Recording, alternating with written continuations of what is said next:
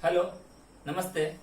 मैं समीर कुमार स्वागत करता हूं आप सभी के अपने YouTube channel Sams edge Patna में। आज मैं आपके सामने लेकर आया हूं पास्ट परफेक्ट टेंस के बारे में।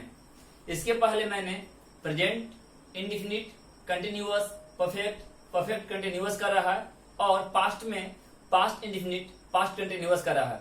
आज हम आपके सामने डिस्कस करेंगे पास्ट परफेक्ट टेंस के बारे में। चलिए सबसे पहले समझते हैं ये पास्ट परफेक्ट टेंस होता क्या है। जो कंसेप्ट मैंने प्रेजेंट वाली क्लास में दिया था वही सेम कंसेप्ट यहाँ पे भी रिपीट करेगा, है ना।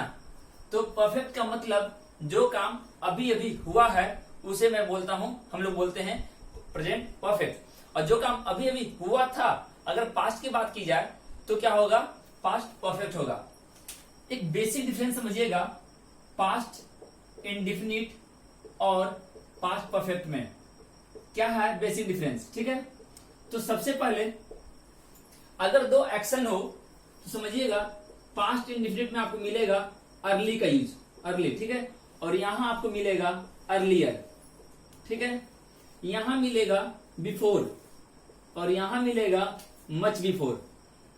मतलब आप समझ सकते हैं जो वर्ड मैं यूज कर रहा हूं ये क्लियरली इंडिकेट कर रहा है कि कोई भी काम बहुत पहले, अगर पास्ट की कोई दो एक्सीडेंट के बारे में दिया गया हो या पास्ट की कोई दो घटना के बारे में बात की जा रही हो तो जो बहुत पहले हुई हो उसे हम लोग बनाते हैं पास्ट परफेक्ट टेंस में, और जो अभी अभी हुई है उसे बनाते हैं हम लोग पास्ट इंडिफिनिट में, ठीक है। तो जैसे मान लो कि मैं दो मेंशन कर रहा हूं, एक 2020 मेंशन कर रहा हूं और एक मैं मेंशन कर रहा हूं 2019। तो 2020 वाली जो एक्शन है वो बनेगी आपको पास्ट इंडिफिनिट में, ठीक है। 2020 वाली जो एक्शन है वो बनेगी पास्ट इंडिफिनिट में और 2019 वाली एक्शन जो है वो बनेगी पास्ट परफेक्ट में। तो मैं समझाना यही चाह रहा हूं कि अगर कोई दो एक्शन हो तो जो काम पहले हो रही है उसे हम लोग बनाते हैं पास्ट परफेक्ट में और जो काम बाद में हो रही है उसे हम बनाते हैं पास्ट इंडिफिनिट में। इसी कंसेप्ट पे हम लोग बात करेंगे परफेक्ट आफ्टर और बिफोर का केस, इसी सेम कंसेप्ट को फॉलो करके। लेकिन इसके पहले हम लोग समझते हैं पास्ट परफेक्ट के बारे में। इसकी आइडेंटिटी क्या है, इसकी क्या क्या पहचान है। तो सबसे पहले मैं इसकी आइडेंटिटी पे बात कर लूं। देखिएगा अगर मैं इसकी आइडेंटिटी पे बात कर लूं, आइडेंटिटी का मतलब हुआ वर्ब प्लस चुका था, चुकी थी और चुके थे, ठीक है। अगर इसके सिंटैक्स के बारे में बात करूं तो सिंटैक्स में आप यूज करोगे सब्जेक्ट हैड V3 ऑब्जेक्ट, है ना। सिंटैक्स में क्या यूज करोगे आप, सब्जेक्ट हैड V3 ऑब्जेक्ट। याद करो मैंने पहले जब आपको ऑक्सिलरी के बारे में बताया था तो ऑक्सिलरी वाले क्लास में मैंने बताया था कि कुछ ऐसे ऑक्सिलरी वर्ब हैं, कुछ ऐसे ऑक्सिलरी वर्ब हैं जो बिना किसी सब्जेक्ट के वो अपना यूज लेते हैं।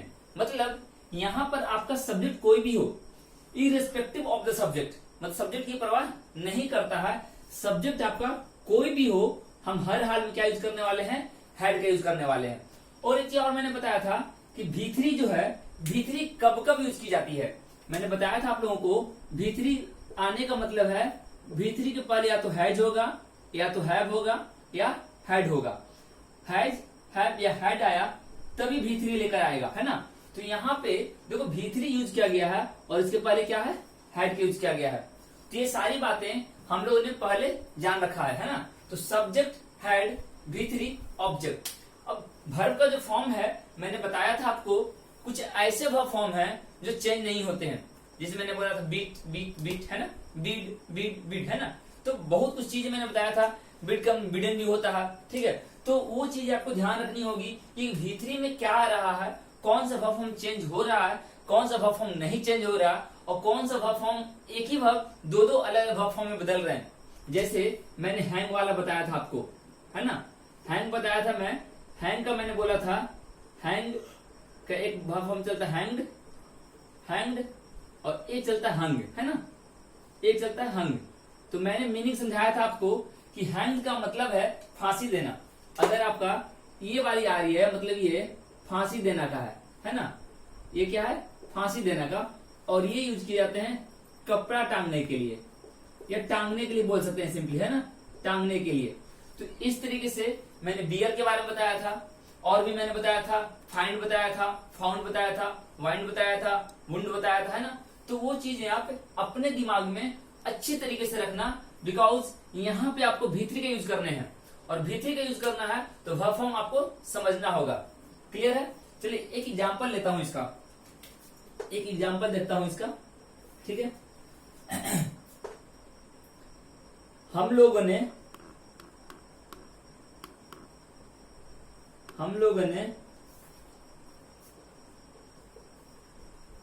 सारी तैयारियां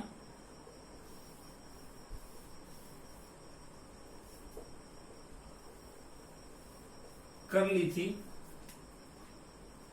मगर इस लॉकडाउन के कारण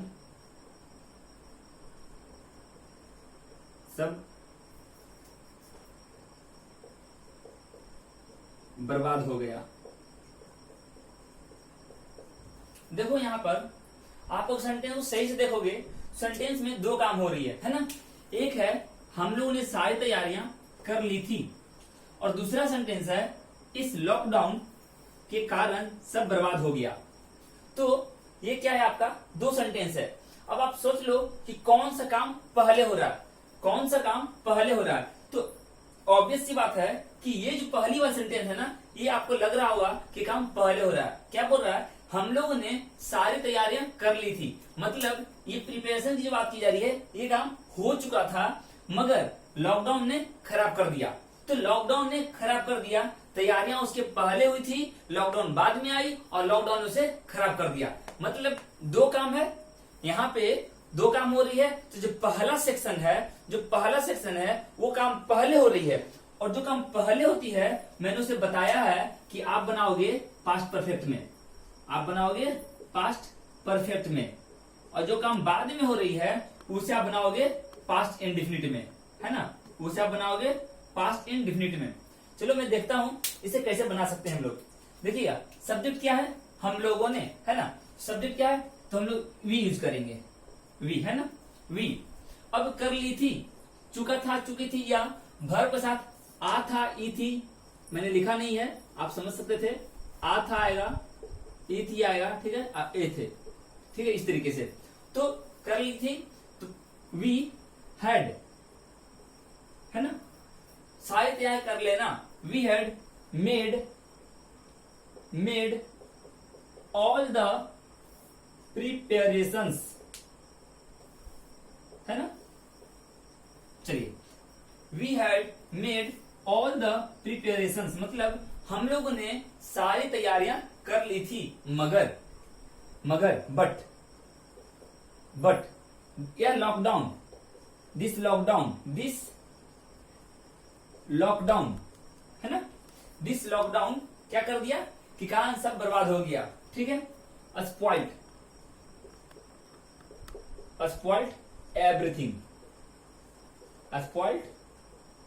एवरीथिंग, ठीक है। अब आप देखो मीनिंग तो वही नहीं कर रहा ना, इस लॉकडाउन कारण या इस लॉकडाउन ने सब खराब कर दिया। तो ये जो आपका सेंटेंस है, ये देखो, दिस लॉकडाउन स्पॉइल्ड V2, मतलब इस वाले को आपने बनाया है पास्ट इंडेफिनिट में, है ना, इस वाले को आपने बनाया है पास्ट इंडेफिनिट में, और ये देखो हैड के साथ आपने भीतरी यूज किया है, इसको आपने बनाया है पास्ट परफेक्ट में, इसको आपने बनाया है पास्ट परफेक्ट में। तो यही मैं बता रहा था कि अगर कोई दो काम हो, कोई दो एक्शन के बारे में बात हो, तो जो एक्शन पहले हो रही है उसे हम लोग बनाते हैं पास्ट परफेक्ट में, और जो एक्शन बाद में हो रही है उसे हम लोग बनाते हैं पास्ट इंडेफिनिट में, ठीक है। तो चलिए इसके बाद हम लोग चेक करेंगे परफेक्ट में आफ्टर और बिफोर। इसमें हम कुछ स्ट्रक्चर के बारे में पहले बात कर लें, है ना, कुछ स्ट्रक्चर्स के बारे में।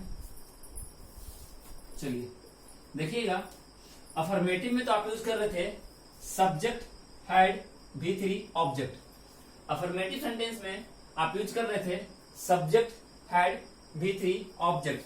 अगर निगेटिव सेंटेंस हुआ तो क्या यूज करोगे आप, तब यूज करोगे आप सब्जेक्ट हैड, है ना, not plus V3 plus object, ठीक है।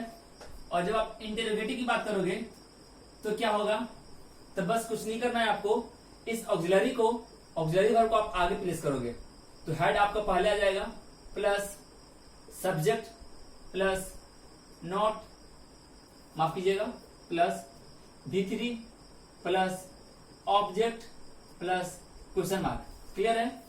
इसी में अगर मैं बात कर लूं WH की, तो कुछ नहीं करना था आपको, मैंने पहले बताया है। WH को आप आगे लाओगे, फिर आप हेड लाओगे, है ना, फिर सब्जेक्ट लाओगे, फिर क्या लाओगे आप V3 लाओगे, ऑब्जेक्ट लाओगे प्लस क्वेश्चन मार्क लाओगे। मैंने बताया था कि जब भी इंटेरोगेटिव की बात की जाएगी, जब भी आप इंटेरोगेटिव सेंटेंस की बात करोगे, तो आपकी ऑक्सिलरी जो होगी ना, वो सब्जेक्ट के पहले प्लेस करेगी। जो ऑक्सिलरी होगी वो सब्जेक्ट के पहले प्लेस करेगी, इसीलिए मैंने सब्जेक्ट के पहले प्लेस करा है। अब देखो ये स्ट्रक्चर इंपॉर्टेंट इसलिए भी हो जाता है, अगर आपको याद हो, अगर आपने हमारी प्रेजेंट इंडेफिनिट वाली क्लास देखी हो, तो आपको याद होगा कि मैंने बताया था आपको कंडीशनल के बारे में। तो कंडीशनल में मैंने एक बात बताई थी आपको, क्या था कंडीशनल में, देखना, वो था sentence had plus subject plus V3 plus object. तो अगला पार्ट मैंने बोला था subject would have V3 object. ये बात तो आपको पता होगी। तो अब बताओ यहां पर ये जो केस थी, ये केस मैं कंडीशनल में यूज कर रहा था। कहां यूज कर रहा था, कंडीशनल में यूज कर रहा था, है ना। तो कंडीशनल में मैं बता रहा था हैड सब्जेक्ट V3। इसी स्ट्रक्चर को आप लिख सकते थे इफ के साथ, if plus subject plus had plus V3 plus object. अब आपको कंफ्यूजन होता हो तो समझिएगा, बस छोटी सी चीज, कि जब यहां आप बात कर रहे हो ना, जब यहां पे आप हेड की बात कर रहे हो, तो देखो ये क्वेश्चन मार्क से एंड हो रहा है, ये किससे एंड हो रहा है, क्वेश्चन मार्क से एंड हो रहा है, और इस वाले में क्वेश्चन मार्क नहीं है। मतलब अगर आप वहां गए होते, if you had gone there या हैड यू गॉन देयर, समझिएगा इस चीज को। तो ये जो है कल्पना दिखला रहा है, कल्पना इमेजिनरी सेंटेंस है। क्या है आपका, इमेजिनरी सेंटेंस है। और इमेजिनरी सेंटेंस में मैंने बताया था आप इन्वर्जन का यूज करते हो इस तरह सेंटेंस में। तो ये कल्पना दिखा रहा है, इसीलिए आपका यूज किया गया है हैड सब्जेक्ट V3 ऑब्जेक्ट, है ना। तो इस और इस स्ट्रक्चर में यही डिफरेंस है कि ये सेंटेंस इंट्रोगेटिव मार्क से एंड हो रहा है, और ये सेंटेंस एक कंजक्शन बेस्ड है, दो क्लाउज के साथ आ रहा है। एक क्लाउज आपका ये हो गई और दूसरी क्लाउज आपकी सब्जेक्ट वुड हैव वाली हो गई। तो इस बात का आपको ध्यान रखना है, ठीक है। अब मैं बात कर लूं इंटेरोगेटिव निगेटिव के बारे में। अब मैं बात कर लूं इंटेरोगेटिव निगेटिव के बारे में। इसमें क्या होगा, ऑक्सिलरी आप पहले लाओगे हैड, फिर आप सब्जेक्ट लाओगे, फिर नॉट लाओगे, है ना, प्लस V3 लाओगे, ऑब्जेक्ट लाओगे और क्वेश्चन मार्क लाओगे, ठीक है। अगर आप इसमें नॉट पहले लाना चाहो तो मैंने बताया था आप कॉन्ट्रैक्टेड फॉर्म यूज करोगे, है ना। तो hadn't plus subject plus V3 plus object plus question mark. इसी में मैंने बताया था WH वाली, तो आप WH को भी उसी तरीके कर सकते हो, WH plus had plus subject plus not plus V3 object question mark, है ना। तो देखोगे मैंने क्या बोला था कि हैड और नॉट है ना, हैड और नॉट को आप एक साथ यूज कर रहे थे तो कॉन्ट्रैक्टेड फॉर्म में, तब क्या यूज कर रहे थे, कॉन्ट्रैक्टेड फॉर्म। तो सेम कंसेप्ट अगर आप यहां करो, हैड प्लस नॉट को आप एक साथ यूज करना चाहो तो कैसे यूज होगा, चलो देखते हैं, ठीक है। तो WH तो पहले आएगा ही आएगा, तो आप WH को लिख लो, WH प्लस क्या करोगे, हेडंट करोगे, है ना। WH plus hadn't plus subject plus V3 plus object plus question mark. तो बस इतनी सारी चीजों को आपको दिमाग में रखना है कि कब आप ऑक्सिलरी को यूज कर रहे हो सेंटेंस के आगे, सब्जेक्ट के आगे, तो जब इंटरोगेटिव सेंटेंस होगी तो आपकी ऑक्सिलरी आपके सब्जेक्ट के पहले प्लेस की जाएगी, और जब अफर्मेटिव सेंटेंस होगी तो आपकी ऑक्सिलरी सब्जेक्ट के बाद आएगी। ठीक है, चलिए कुछ एग्जाम्पल मैं इस पर कर लूं। यहां मैं बता दे रहा हूं एग्जाम्पल। ठीक है, मैंने आपका दिल नहीं दुखाया था। बोलते हैं ना, कभी अनजाने में कोई गलती हो गई तो अगर आप बोलते हो कि नहीं नहीं मेरी इंटेंशन वो नहीं थी कि मैं आपके दिल को हर्ट पहुंचाऊं, है ना, तो देखो अगर आप सेंटेंस यूज करना चाहो तो मैंने आपका दिल नहीं दुखाया था, तो क्या होगा, सब्जेक्ट आपका आई बनेगा, आई, और आ था ई थी। अभी मैंने बताया था पिछले स्लाइड में कि वर्ब के साथ चुका था, चुकी थी, चुके थे, या वर्ब के साथ आ था, तो यहां पर आपका हैड आएगा, आई हैड। क्या सेंटेंस का स्ट्रक्चर, सब्जेक्ट हैड फिर नॉट आना चाहिए, तो नॉट आप लाओ, हैड नॉट। और दिल दुखाना, चोट पहुंचाना, हर्ट का यूज करते हो आप, है ना। और मैंने पहले वाले वीडियो में बताया है कि हर्ट का तीनों फॉर्म सेम होता है, I had not hurt your heart, है ना। तो समझिएगा इस चीज में, इस कंसेप्ट में समझिएगा आप कि ये जो आपका है हर्ट वर्ड जो है, हर्ट यहाँ जो आपका यूज किया गया है, ये V1 भी है, ये V2 भी है, और ये V3 भी है। क्यों? क्योंकि इसका भाव फॉर्म चेंज नहीं होता है। क्लियर है? तो इस तरीके से हम सेंटेंस में यूज कर सकते हैं। अब मूव करते हैं अगले स्लाइड्स की ओर। अब नेक्स्ट हम लोग देखेंगे आफ्टर और बिफोर के बारे में। ठीक है, पास्ट परफेक्ट में कुल 3 स्ट्रक्चर्स के बारे में बात करेंगे, स्पेशल स्ट्रक्चर्स। एक आपका आफ्टर आएगा, दूसरा बिफोर आएगा, और तीसरा जो आएगा वो होगा बाय द टाइम। ठीक है, तीसरा जो होगा वो होगा बाय द टाइम। ठीक है, चलिए हम लोग एक एक करके स्टार्ट करते हैं। पहले आफ्टर के बारे में। आफ्टर का मतलब होता है बाद में, है ना, आफ्टर का मतलब होता है बाद में, और बिफोर का मतलब होता है पहले। ठीक है, पहले, या आप बोल सकते हो के पहले। ठीक है, और बाय द टाइम होता है उस समय तक, या जिस समय तक, है ना, उस समय तक, या बोल सकते हैं जिस समय तक। ठीक है, जिस समय तक। चलिए सबसे पहले हम लोग आफ्टर के बारे में बात करते हैं। आफ्टर, अभी मैंने आपको कंसेप्ट दिया था कि जो काम बाद में हो रही होगी उसे हम लोग बनाते हैं पास्ट इंडिफिनिट में, और जो काम पहले हो रही होगी उसे बनाएंगे किसमें, बिफोर में। ठीक है, तो आफ्टर वाली एक्शन जो होगा, ठीक है, वो किसमें बनेगा, वो बनेगा आपको पास्ट इंडिफिनिट में। ठीक है, और जो बिफोर वाली एक्शन होगी वो किस बनेगी, वो बनेगी आपको पास्ट परफेक्ट में, है ना, वो बनेगी आपको पास्ट परफेक्ट में। अब समझिएगा पास्ट परफेक्ट, पास्ट इंडिफिनिट या आफ्टर बिफोर क्या है। अगर कोई भी सेंटेंस अगर हिंदी एक्सप्रेशन में समझिएगा, हिंदी एक्सप्रेशन में बाद का यूज किया गया हो,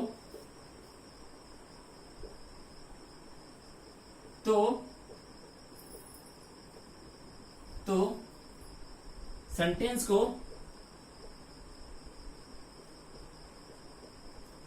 को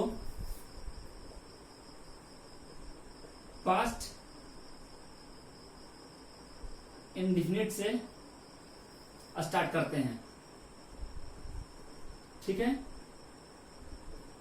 ये मैं लिख दे रहा हूं ताकि आपको समझने में आसानी हो, है ना। हिंदी एक्सप्रेशन में अगर बाद का यूज हो तो हम किससे यूज करेंगे, पास्ट इंडिफिनिट से स्टार्ट करेंगे सेंटेंस को। ठीक है, बाद, ध्यान रखिएगा, बाद का यूज होगा तो सेंटेंस स्टार्ट होगा पास्ट इंडिफिनिट से। सेंटेंस किससे स्टार्ट होगा, पास्ट इंडिफिनिट से। ठीक है, अगर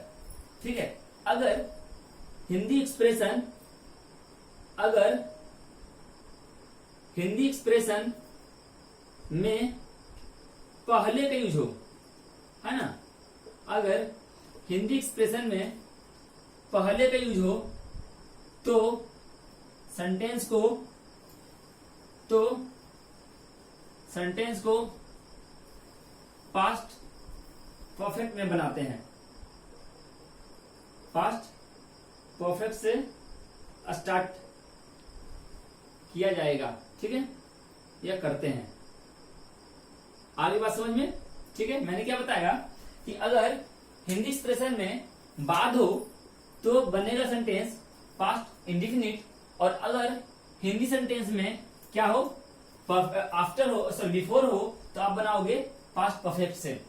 अब देखो, जब भी इस तरह सेंटेंस होगा तो क्या होगा, ठीक है, जब आफ्टर वाला या बिफोर वाली केस होगी, जब आफ्टर या बिफोर वाली केस होगी तो क्या होगा, दो क्लाउज होंगे, है ना, एक क्लाउज 1 होंगी और दूसरा क्लाउज 2 होंगी, ठीक है। सेम चीज इसमें भी चलेगा, यहां पर भी दो क्लाउज होंगी, एक क्लाउज 1 और दूसरा क्लाउज 2, ठीक है।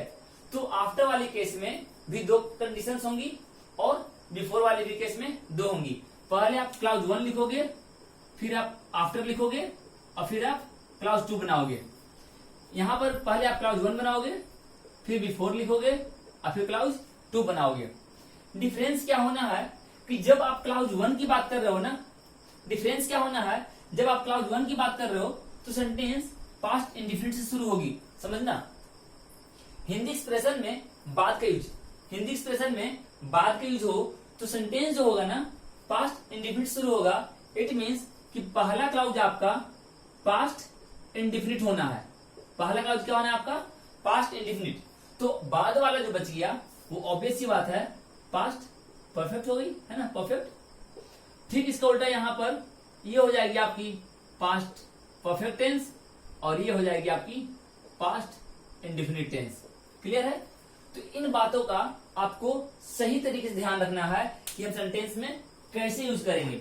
इसे आप लोगों ने लिख लिया हो तो ठीक है, नहीं तो स्क्रीनशॉट ले लीजिए, ठीक है। मैं फिर आपसे आपको इसे एग्जाम्पल से बता रहा हूं कि सेंटेंस में किस तरीके से यूज किए जाएंगे।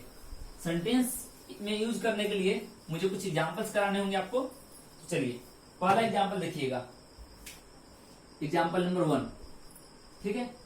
क्या बोलते हैं हम लोग कि मेरे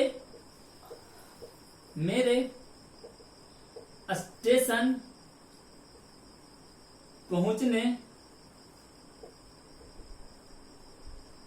के बाद ट्रेन रवाना हुई, है ना। मेरे स्टेशन पहुंचने के बाद ट्रेन रवाना हुई। तो यहां पे देखोगे आप किसका यूज किया गया है, बाद का। अब याद करो मैंने बोला था कि अगर बाद का यूज किया गया हो, अगर हिंदी एक्सप्रेशन में बाद का यूज किया गया हो तो आप सेंटेंस बाद वाले काम मतलब पास्ट इंडिफिनिट से शुरू करोगे। बाद वाले काम मतलब पास्ट इंडिफिनिट से। तो यहां पर कौन सी काम पहले हो रही है, मैं पहले पहुंचा या ट्रेन पहले खुली। तो ऑब्वियस सी बात है मेरे पहुंचने के बाद ट्रेन खुली, मतलब मैं पहले पहुंचा ट्रेन बाद में गई। तो this is your clause 1, this is your clause 1 here and this is your clause 2, ठीक है। अब समझना आप जब आफ्टर से आप कनेक्ट कर रहे हो ना तो बाद में काम ये हो रहा है, ये बाद में काम हो रहा है। इसे आप बनाओगे पास्ट इंडिफिनिट में, इसे आप बनाओगे पास्ट इंडिफिनिट में और इसे बनाओगे आप पास्ट परफेक्ट में, ठीक है। इसे बनाओगे आप पास्ट परफेक्ट में। तो देखो यहां पे मैंने बताया है केवल कि दो क्लाउज को कनेक्ट करता है। तो जो पहला क्लाउज होगा ना इंग्लिश सेंटेंस का है, क्लियर रखिए ध्यान में, ये इंग्लिश सेंटेंस का है। इंग्लिश सेंटेंस जो पहली क्लाउज होगी वो क्लाउज 1 पास्ट इंडिफिनिट होगी। चलिए मैं चेक करता हूं। ट्रेन रवाना हुई, ठीक है। तो the train departed, the train departed after I had arrived station, ठीक है। after I had arrived station, arrive the station कर लो आप, ठीक है, माफ करना आप द का यूज करो यहाँ पर, चूंकि किसी खास स्टेशन की बात हो रही होगी, है ना। I had arrive the station. अब देखना यही मैं बात कर रहा हूं वहां पर clause 1, this is your clause 1, है ना, and this your conjunction, and this your clause 2, this your clause 2। Clear है। तो देखो मैंने क्या बोला था ना कि अगर आफ्टर से सेंटेंस स्टार्ट हो रही है, मतलब सेंटेंस बाद का यूज किया गया हो हिंदी एक्सप्रेशन में, तो पहले आप बनाते हो पास्ट इंडेफिनिट, पहले आप बनाते हो पास्ट इंडेफिनिट, और अगर बिफोर आएगी तो बनाओगे पास्ट परफेक्ट। तो ये चीजें आपके दिमाग में होनी चाहिए। समझने के लिए आप लोग अपने नोटबुक में लिख सकते हो कि जो काम पहले हो रही है उसे आप बनाते हो पास्ट परफेक्ट में, जो काम पहले हो रही है उसे आप बनाते हो पास्ट परफेक्ट में, और जो काम बाद में हो रही है उसे आप बनाते हो पास्ट इंडेफिनिट में, उसे आप बनाते हो पास्ट इंडेफिनिट में। अगर आफ्टर हुई तो आफ्टर मतलब बाद वाले काम पहले, अगर बिफोर हुई तो बिफोर वाला काम पहले। क्लियर है। अब एक एग्जांपल हम लोग आफ्टर वाले देखते हैं। क्लियर है। चलिए देखते हैं आगे एग्जांपल। अब देखते हैं हम लोग बिफोर का एग्जांपल। ठीक है, तो क्या बोल सकते हैं, मेरे वर्ग में आने से पहले, मेरे वर्ग में आने से पहले मिस्टर नीरव आ चुके थे। ठीक है, अब बताओ आप लोग, यहां पर किसका यूज किया गया है, इस सेंटेंस में पहले का यूज किया गया है ना, पहले मतलब होता है बिफोर, यहां पर बिफोर का यूज किया गया है। तो याद करो, अभी भी मैंने बताया कि जो अगर कोई सेंटेंस हिंदी एक्सप्रेशन में पहले का यूज लिया हो, अगर हिंदी एक्सप्रेशन में पहले का यूज लिया हो, तो आप जो काम पहले हो रही है उससे स्टार्ट करोगे, है ना। तो देखो यहां पर भी दो क्लाउज है, दिस इज क्लाउज 1, है ना, and this is clause 2, this is clause 2। अब बताओ पहले काम कौन सा हो रहा है, पहले मैं आ रहा हूं या पहले मिस्टर नीरव आ रहे हैं। तो ऑब्वियस सी बात है पहले मिस्टर नीरव आ रहे हैं। पहले कौन आ रहे हैं, पहले मिस्टर नीरव आ रहे हैं। जब ये पहले आ रहे हैं तो ये बनेगी आपको पास्ट परफेक्ट में, इस सेंटेंस को आप बनाओगे पास्ट परफेक्ट में, और इस सेंटेंस को आप बनाओगे पास्ट इंडेफिनिट में, है ना, इस सेंटेंस को बनाओगे आप पास्ट इंडेफिनिट में। चलो, तो सबसे पहले सब्जेक्ट उठाते हैं, सबसे पहले सब्जेक्ट उठाते हैं। सब्जेक्ट क्या है, मिस्टर नीरव, है ना। तो मिस्टर नीरव, ठीक है। पास्ट परफेक्ट का स्ट्रक्चर क्या होता है, सब्जेक्ट हैड V3, सब्जेक्ट आ गया, हैड यूज करो, हैड कम, है ना, कम टू द क्लासरूम कर लो, come to the classroom before I came, before I came. अब देखना ये जो है ना, यहां से यहां तक देखो क्लासरूम के बारे में बात हो रही है, आपने एक जगह बोल दिया तो दूसरी जगह फिर क्यों लिखना है ना। तो आप यहां लिखो या यहां लिखो, बात बराबर है।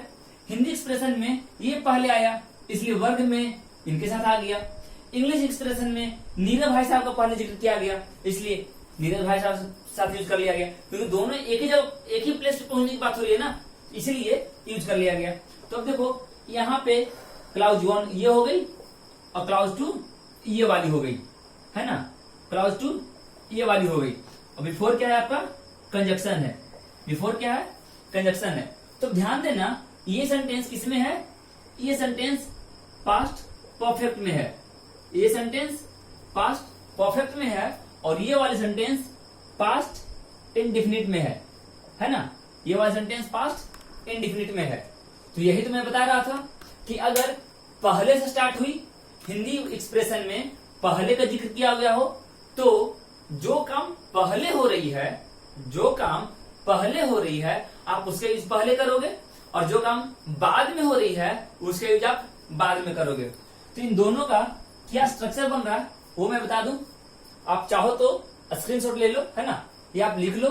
चलो मैं इन दोनों का ना स्ट्रक्चर बता दे रहा हूं आपको कि कैसे यूज करोगे। आज तो मैंने यहाँ स्ट्रक्चर बनाया था, लेकिन फिर भी मैं यहाँ पे एक बार लिख दे रहा हूं। देखोगे क्या यूज होगा। Past indefinite plus after plus past perfect, ठीक है। मतलब subject V2 object plus after plus subject head V3 object. Clear है। दूसरा केस होगा past perfect plus before plus past indefinite. Clear है। तो यहां क्या आ जाएगा, subject head V3 object plus before plus subject V2 object. तो ये आपको ध्यान रखना है, ठीक है। एक स्ट्रक्चर मैंने ये बताया, ठीक है, और एक स्ट्रक्चर मैंने ये बताया आपको, ठीक है। ये दोनों स्ट्रक्चर काफी काम के हैं। एक में मैंने आफ्टर यूज करके बताया और एक मैंने बिफोर का यूज करके बताया। तो इसे आप अपनी लैंग्वेज में जो समझ में आया है आप लिख लो। अब मैं बात करूंगा बाय द टाइम के लिए। चलिए नेक्स्ट देखते हैं हम लोग बाय द टाइम, ठीक है। हम लोगों ने बाय द टाइम, हम लोगों ने आफ्टर देख लिया, ठीक है, बिफोर देख लिया। अब बाय द टाइम देख लूं। बाय द टाइम का दो स्ट्रक्चर होता है, ठीक है। एक मैं अभी बता रहा हूं और एक मैं जब फ्यूचर पढ़ाऊंगा तब बताऊंगा, ठीक है। जिसकी जब जो प्लेस होनी चाहिए वहीं पर डिस्कस करना ज्यादा बेहतर होता है। तो बाय द टाइम मतलब मैंने बताया उस समय तक या जिस समय तक। तो कभी क्या होता है ना कि आप दोस्त लोग प्लान करते हो कहीं जाने का, है ना, चलो मूवी चलता हूँ, चलो कहीं और चलता हूँ। तो ऐसा कुछ होता है कि जब तक आप लोग पहुंचते हो आपके कोई कुछ दोस्त पहुंच चुके होते हैं। ऐसा होता है ना कि जब आपने मान लो कि आपने कहीं पार्क में जाने का प्लान करा कि चलो ठीक है इस संडे को हम लोग प्लान करते हैं कि पार्क चला जाए। तो बताया गया था कि इतने बजे तक पहुंचा जाएगा। तो बोला गया कि जिस समय तक हम लोगों ने पहुंचा आपके दोस्तों ने या मेरे दोस्तों ने टिकट खरीद रखा था। बोलते हो ये बोलोगे जब मैं मूवी पहुंचा, जब मैं सिनेमा हॉल पहुंचा तो मूवी शुरू हो चुकी थी। जब मैं क्लास में पहुंचा तो शिक्षक आ चुके थे, ठीक है। जब मैं स्टेशन पहुंचा तो गाड़ी प्लेटफॉर्म पर लग चुकी थी। तो ये क्या है ना, ये सेंटेंस का जो स्ट्रक्चर है बाय द टाइम से बनेगा, ठीक है। स्ट्रक्चर क्या होगा इसका, चलो देखता हूं। बाय द टाइम, ठीक है, आप क्या यूज करोगे, बाय द टाइम, और इसके साथ आप यूज करोगे, बाय द टाइम के साथ आप यूज करोगे सब्जेक्ट मतलब पास्ट इंडिफिनिट। किसे यूज करोगे, पास्ट इंडिफिनिट का, ठीक है। और अगले क्लाउज में लाओगे आप पास्ट परफेक्ट, अगले क्लास में लाओगे आप पास्ट परफेक्ट टेंस, ठीक है। मतलब यहां पे हो जाएगा bye the time plus subject plus V2 object plus subject plus head V3 object. Clear है। तो ये आप समझना कि जब बाय द टाइम का आप यूज कर रहे हो ना, जब बाय द टाइम यूज कर रहे हो तो सब्जेक्ट V2 आ रहा है और सब्जेक्ट हेड आ रहा है। मतलब जो पहला क्लाउज होगा ना, जो पहला क्लाउज होगा वो होगा आपका पास्ट इंडिफिनिट में, और जो नेक्स्ट क्लाउज होगा वो होगा आपका पास्ट परफेक्ट टेंस में, ठीक है। तो चलो एक एग्जाम्पल कर लिया जाए, हिंदी का एग्जाम्पल देख लेता हूं। जब तक हम लोग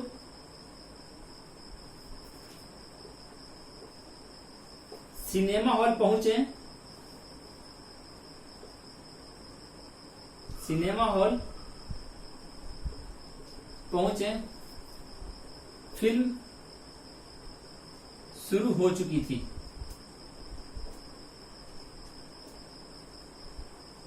है ना। फिल्म शुरू हो चुकी थी। ठीक है, तो जब तक हम लोग हॉल पहुंचे, है ना, तो अब यहां देखना क्या होगा। तो सबसे पहले आप बाय द टाइम यूज करोगे, बाय द टाइम। देखो जब तक हो गया। अब हम लोग सिनेमा हॉल पहुंचे, फिल्में शुरू हो चुकी थी। अब बताओ कौन सा काम पहले हो रहा होगा।